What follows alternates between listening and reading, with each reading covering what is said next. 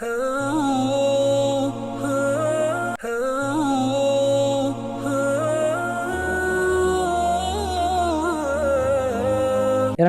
மஸ்ஜித் நபி ஹுத்பா ஷேக் அஹ்மத் இப்னு அலி அல் ஹுதைஃபி ஹஃபிதுல்லாஹ் நிறுத்தினார்கள்.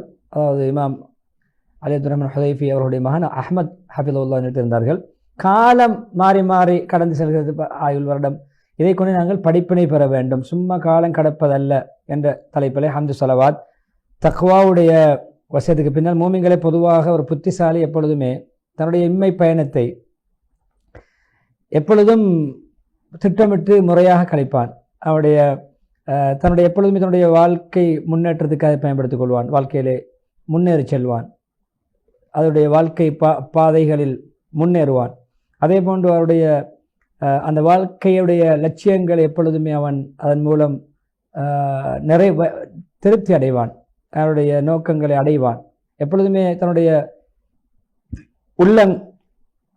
உள்ளத்தோடு சமயப்படுத்தி எப்பொழுதுமே படிப்பினை கண்ணோட்டத்தோடு தன்னுடைய ஆயுளை கழிப்பான். அதுக்கென்று சிந்திக்கக்கூடிய ஒரு நேரத்தை ஒதுக்குவான், சிந்தித்து திட்டமிட்டு செயல்படுவான். எப்பொழுதுமே தன்னுடைய தான் என்ன விட்டு செல்கிறேன், தன்னுடைய அடிச்சுவடிகள் என்ன, தன்னுடைய அடையாளங்கள் என்ன என்பதை நோட்டமிடுவான். எப்பொழுதும் தன்னுடைய நீண்ட பயணத்தை சிந்தனையோடு தூர நோக்கோடு பயணிப்பான். அந்த பயணத்தில் ஈடுபடுவான். கண்டபடி வாழ மாட்டான், எப்பொழுதும் காலம் கடியேற்றும் என்று விட மாட்டான். எப்பொழுதுமே கவலைகள், துக்கங்கள், திடுக்கிடும் சம்பவங்கள் அவனை மோதுகின்ற பொழுது எப்பொழுதும் அந்த கட்டங்கள் வரும் பொழுதெல்லாம் அந்த சிந்தனையோடு அந்த தூர நோக்கோடு அதை எதிர்கொள்ளும் பொழுது எப்பொழுதும் அந்த நாள்களுடைய கஷ்டங்கள், சிரமங்கள், அந்த நாட்களுக்குள் வரக்கூடிய சோதனைகள், சவால்களை அதனூடாக அவன் என்ன செய்வான், முறியடிப்பான். எப்பொழுதும் கவலை, துக்கங்கள், கடந்த கால விடயங்கள் நினைத்து அவன் படிப்பினை பெற்று எதிர்காலத்தை திட்டமிட்டு அமைத்து கொள்வான். அந்த காலத்திலே நான் கடந்த காலத்தில் செய்த தரக்குறைச்சல்கள் என்ன, வீணாக விட்ட விடயங்கள் என்ன, நான் செய்யாத விட்ட குறைபாடுகள் என்ற அந்த விடயங்கள் இருந்தெல்லாம் ஒதுங்கி அதை படிப்பினை பெற்று மாற்றி அமைப்பான். எதையுமே பிற்போட மாட்டான், எதையுமே வீணாக்க மாட்டான், காலதாமதம் ஏற்படுத்த மாட்டான். அதில் தான் தன்னுடைய நோக்கங்கள், குறிக்கோள்கள், லட்சியங்களை வெற்றிகரமாக அமைப்பதற்கு பெருமிதத்தோடு, ஆசை ஆர்வத்தோடு பாடுபடுவான். தன்னுடைய இலக்குகளை ஊர்ஜிதப்படுத்த, இலக்குகளை அடைய அரும்பாடுபடுவான். அதுதான் பொதுவாக சில வேலை அது நீண்ட ஒரு பாதையாக இருக்கும், நீண்ட ஒரு பயணமாக இருக்கும், சில வேலை குறுகிய ஒரு பயணமாக இருக்கும், சில வேளை அது மகிழ்ச்சிகள் நிறைந்த ஒரு பயணமாக இருக்கும், சில வேளை கவலைகள் நிறைந்த ஒரு பயணமாக இருக்கும். அதாவது நீண்ட குறுகிய, மகிழ்ச்சி, துக்கம் மாறி மாறி ஒரு புத்திசாலியுடைய பயணம் தொடர்ந்து கொண்டே இருக்கும். ஒரு லட்சியத்தோடு, ஒரு குறிக்கோளோடு. எப்பொழுதுமே சில வேளை சந்தோஷப்படுத்தக்கூடிய விடயங்கள், மகிழ்ச்சியான விடயங்கள் நடக்கும், சில வேளை கண்ணீர் வடிக்க வைக்கின்ற விடயங்களும் நடக்கும். எப்பொழுதுமே அவருடைய காலம் மாறி மாறி ஒவ்வொரு நிகழ்வுகள், நிலைமைகள் மாறிக்கொண்டே இருக்கும். எப்பொழுதும் இவனுடைய போக்கிலே கடந்த காலத்திலே நான் என்னென்ன குறைகள் விட்டேன் என்று கடந்த காலத்தை எடுத்து வருந்துவது மாத்திரமன்று, எதிர்காலத்தை பற்றி அவன் சிந்தித்து தான் எங்கு பயணத்தை முடித்து தன்னுடைய பொதிகளை இறக்கி தங்க நினைக்கிறாரோ, அந்த பயணத்துடைய இலக்கை அடைய நினைக்கின்ற பொழுது கடந்த கால வரலாற்றிலே மேற்சொன்ன விடயங்கள் எல்லாம் அவரை கடந்து வந்திருக்கும். சந்தோஷம், துக்கம், மகிழ்ச்சி, ஆனந்தம், சஞ்சலம், குறுகிய, நீண்ட என்று பல விடயங்களை அவர் சந்தித்து வந்திருப்பார். எனவே இதை கண்டு அவர் திடுக்கிட்டு எதிர்காலத்தை அச்சமுள்ளதாக ஆக்கிக் கொள்வதல்ல, புத்திசாலி சிந்தித்து திட்டமிட்டு குறிக்கோளோடு லட்சியத்தோடு என்ன செய்வார், பயணிப்பார். காலத்தை அதனுடைய போக்கிலே கடக்க விட மாட்டார், இவர் கடத்துவார். இவர் பயணம் மேற்கொள்கின்ற ஒரு பிரயாணி போன்று திட்டமிட்டு அந்த பயணத்தை அமைத்துக் கொள்வார் புத்திசாலி. சில பேர் அவருடைய மன உளைச்சல்கள், சில தோல்விகள், சில வெற்றிகள் என்று கடந்த காலத்தில் அடைந்திருப்பார். எல்லாமே வெற்றி, எல்லாமே தோல்வி அல்ல. சில வேளை கண்ணீர், கவலை கண்ணீர்கள், ஆனந்த கண்ணீர்கள் என்று ஒரு பகுதி இருக்கும். சில வேளை நல்ல ராகத்தாக, சௌகரியமாக, இன்னும் சில கட்டங்களிலே சிரமத்தோடு, சடைவோடு, களைப்போடு, இன்னும் சில கட்டங்களிலே ஒற்றுமை என்ற அமைப்பிலே சிலரோடு சேர்ந்து, இன்னும் சில கட்டத்தில் சிலருடைய இணைந்து, இன்னும் சில கட்டத்தில் சிலரோடு பிரிந்து, பிரிவினை, ஒற்றுமை என்று பல இனிப்பு கசப்புகளை கடந்து அந்த வாழ்க்கை பயணத்தை அவர் தொடர்ந்து செய்து முடிப்பார். சிலவேளை ஏற்றம் இறக்கம் மேடு பள்ளம் என்றெல்லாம் அந்த வாழ்க்கையிலே வரும். ஆனால் இந்த விடயங்களை பார்த்து மனமுடையாமல் மனம் தளராமல் பின்வாங்காமல் புத்திசாலி என்ன செய்வார், அதை எதிர்கொள்வார், அதை முறியடிப்பார். கடந்த வருடம் எது குறை அதிகமாக இந்த வருடத்தில் நிறையுள்ளதாக மாற்றிக்கொள்வார். கடந்த வருடம் இருக்கின்ற நிறைகளை இன்னும் அவர் கூட்டிக் கொள்வார். எனவே அதை கண்டு உடைந்து ஒதுங்கி பின்வாங்கி தோல்வி பாதைகளை செல்லாமல் திட்டமிட்டு குறிக்கோளை லட்சியத்தை அடைகின்ற லட்சிய பயணத்திலே கண்ணும் கருத்துமாக இருப்பார் என்பதற்குத்தான் இந்த முன்னுரையை ஹத்தீப் அவர்கள் முன்வைத்தார்கள். எனவே இது அல்லாஹ் துனியாவுடைய வாழ்க்கையில் ஏற்படுத்தியிருக்கின்ற ஒரு முறை. எல்லோருடைய எல்லா பகுதியும் இனிப்பாக இருக்காது, எல்லா பகுதியும் சந்தோஷமாக இருக்காது. இனிப்பு கசப்பு மேடு பள்ளம் கவலை துக்கம் மகிழ்ச்சி ஆனந்தம் மாறி மாறித்தான் அந்த வாழ்க்கை அமையும் என்பது இறைவனுடைய ஒரு முறையாக இருக்கிறது, ஒரு யதார்த்தமாக இருக்கிறது. எனவே சூரா ஹதீத் 20வது வசனம், அறிந்து கொள்ளுங்கள் இந்த துனியாவுடைய வாழ்க்கை என்பது கொஞ்சம் விளையாட்டு, சிறுபராயம் ஒரு விளையாட்டு பருவம். அதுக்கு பிறகு கொஞ்சம் வீணான ஒரு என்ஜாய் பண்ணுகின்ற ஜொலி பண்ணுகின்ற பருவம். அதுக்கு பிறகு தன்னை அலங்கரித்துக் கொள்கின்ற ஒரு பருவம். அதுக்கு பிறகு கொஞ்சம் பெரியவர்களாகி தொழிலாளிகளாக தொழில் வாங்கி மாறிவிட்டால் ஒருவருக்கு ஒவ்வொரு துறைகளிலும் போட்டி பொறாமைகள், வியாபாரி அந்த வியாபாரியோடு பட்டதாரி அந்த பட்டதாரியோடு என்று ஒருவருக்கொருவர் பெருமை தேடிக்கொள்கின்ற பெருமை அடிக்கின்ற விடயங்கள் ஈடுபடுகின்ற, அதை விட கொஞ்சம் வயது போகின்ற பொழுது சொத்துக்களை அதிகம் சேர்க்கின்ற ஒரு கட்டம். அதுக்கு ஒரு குழந்தை பிள்ளை குட்டிகள் என்று குடும்பத்தை பெருக்குகின்ற பிச்சலங்களை குடும்பத்தை விஸ்தரிக்கின்ற என்று ஒவ்வொரு கட்டமாக மாறி இந்த வாழ்க்கை அமைந்திருக்கிறது. எப்படின்னா ஒரு மலை போன்றோ, அந்த மலை காபிர்கள் அந்த மலையின் மூலம் என்ன விளைச்சல்கள் அந்த மலை முளைவிக்கின்றதோ அதை பார்த்து காபிர்களுக்கு அது காபிர்களை கவர்கிறது. அதுக்கு பின்னால் அது அப்படியே அது நிறம் மாறி அது முத்தி அப்படி பழுத்து அப்படி மஞ்சள் நிறமாக மாறுகிறது, பசுமையாக இருந்து மஞ்சள் நிறமாக மாறுகிறது, அப்படியே பதராக மாறுகிறது. நல்ல பசுமை, ஒவ்வொரு காலம் செழிப்பாக இருந்த பசுமையாக இருந்து அப்படி மஞ்சள் நிறமாக மாறி வாடி அப்படியே அது நிறம் மாறி பதராக மாறுகிறது. மறுமையிலே கடுமையாக தண்டனை இருக்கிறது, அல்லாஹ்விடமிருந்து வேதனையும் இருக்கிறது. பாவிகளுக்கு தண்டனை, நல்லடியார்களுக்கு அல்லாஹ்வுடைய மன்னிப்பு, இறை திருப்தி இருக்கிறது. என துனியாவுடைய வாழ்க்கை கொஞ்சம் சொற்ப ஏமாற்றும் இன்பம். ஹதீத் 20 வசனம். ஒரு கவிதை படுத்தி காட்டுறது, அதாவது வாழ்க்கை புரண்டு மாறி மாறி வரக்கூடிய இந்த வாழ்க்கை பயணம்தான் வாழ்க்கை. ஒரே நிலைமையில் அது நிலைத்திருக்காது, மேடு பள்ளங்கள் மாறி மாறி வரும். எனவே ஒரு பகுதி எங்களை கொண்டு எங்களுடைய வாழ்க்கை சக்கரம் ஓடிக்கொண்டிருக்கிறது. ஒரு பகுதி மேலோங்கி விட்டால் ஒரு வசதி வாய்ப்புகள், ஒரு என்ன அடுத்த கண்ணியங்கள் இலகுகள் வசதி வாய்ப்புகள் சந்தோஷங்கள் என்றால் அடுத்த பகுதி கவலை துக்கங்கள் சிரமங்கள் நிறைந்த ஒரு பகுதியாக இருக்கும். கண்ணியத்துடைய ஒரு பாதை வழி உயர்வுடைய வழி வந்தால் அதுக்கு மாற்றமான வழிகளும் வரும். எனவே ஒரு பிரயாண கோஷ்டி பயணிக்கின்ற பொழுது அவர்களுக்கு மேலே தருகின்ற இருள்களுக்கு மத்தியிலே இருள்களுடைய மங்கி போன பிரகாசம் குறைந்த நட்சத்திரங்கள் மத்தியில் தெரிகின்ற நட்சத்திரங்கள் போன்று அந்த நட்சத்திரம் இந்த பிரயாண கோஷ்டி போகின்ற இடமெல்லாம் நட்சத்திரம் வருவது போன்று இருக்கும்.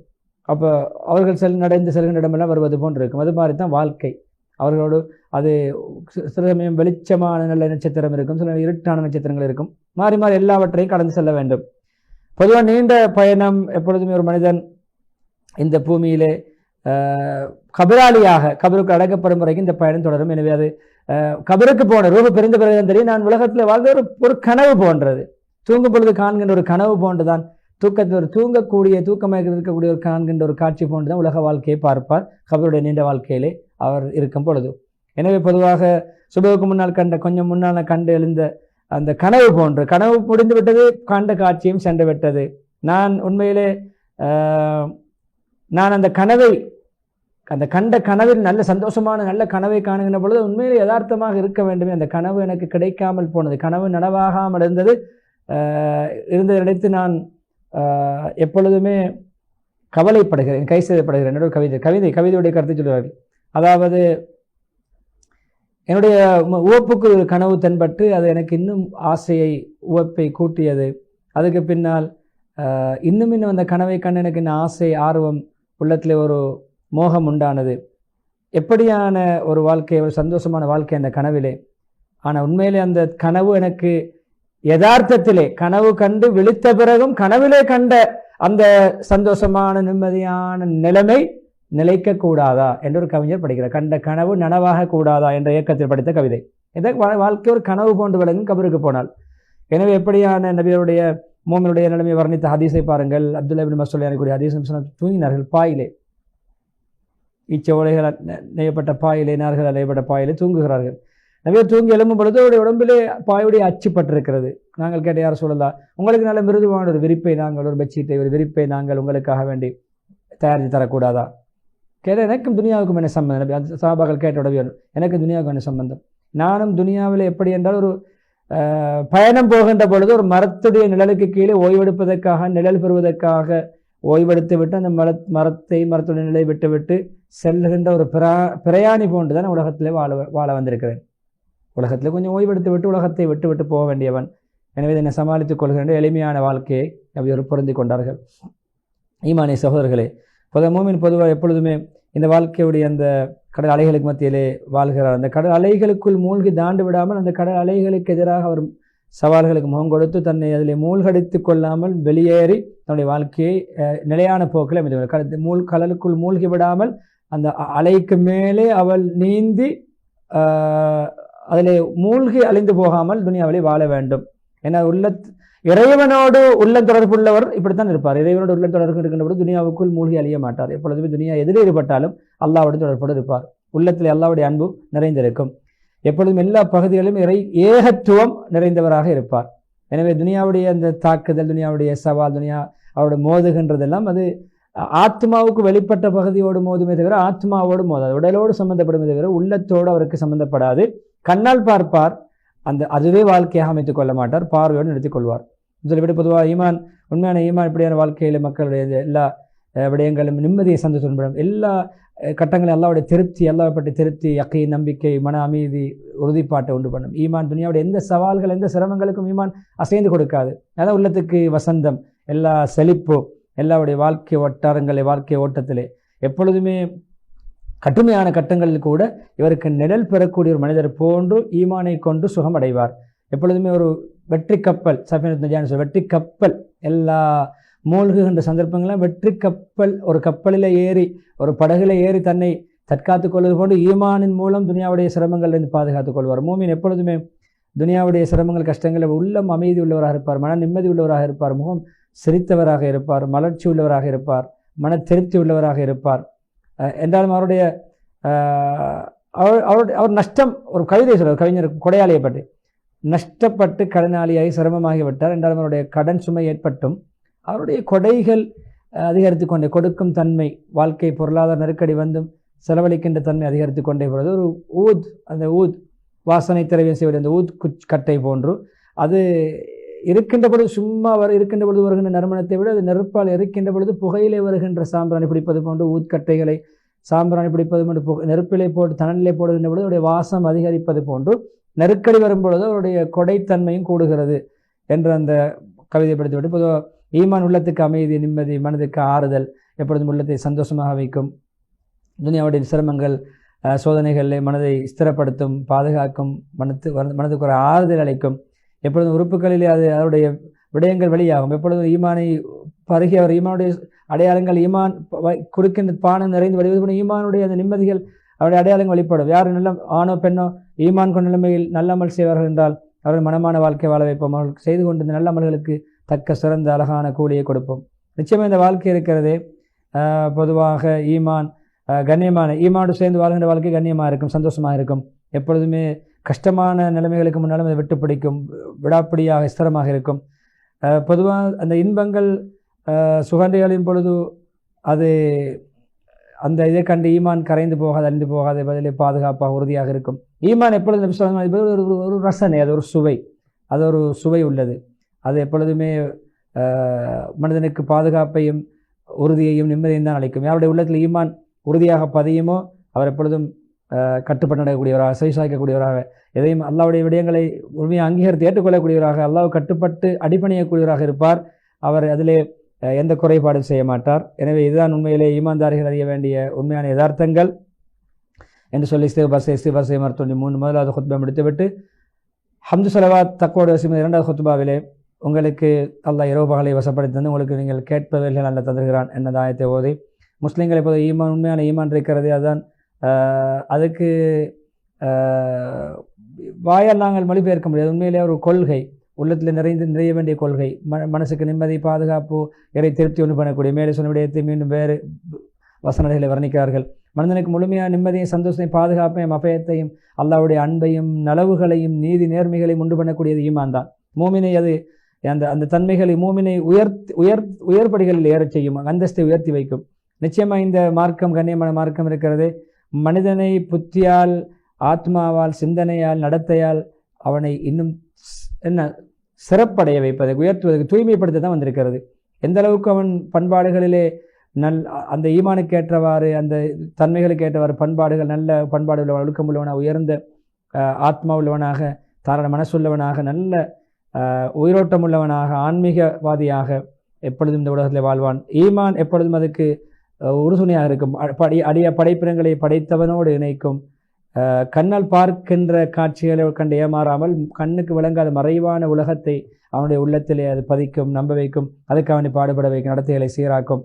அதன் மூலம் நிம்மதி சந்தோஷத்தை அவன் அடைந்து கொண்டு அதில் எப்படி செழிப்பாக நல்லவைகளை செய்து நீதி நேர்மையோடு வாழ்ந்து எப்பொழுதும் நேசத்தையும் அன்பையும் பரஸ்பரம் சாந்தி சமாதானத்தை அகிலத்தாருக்கு மத்தியில் பரப்பக்கூடியவனாக இருப்பான். அதுதான் ரஹ்மத்துல் ஆலமீனாக நபி ஸல்லல்லாஹு அலைஹி வஸல்லம் அவர்கள் அனுப்பப்பட்ட.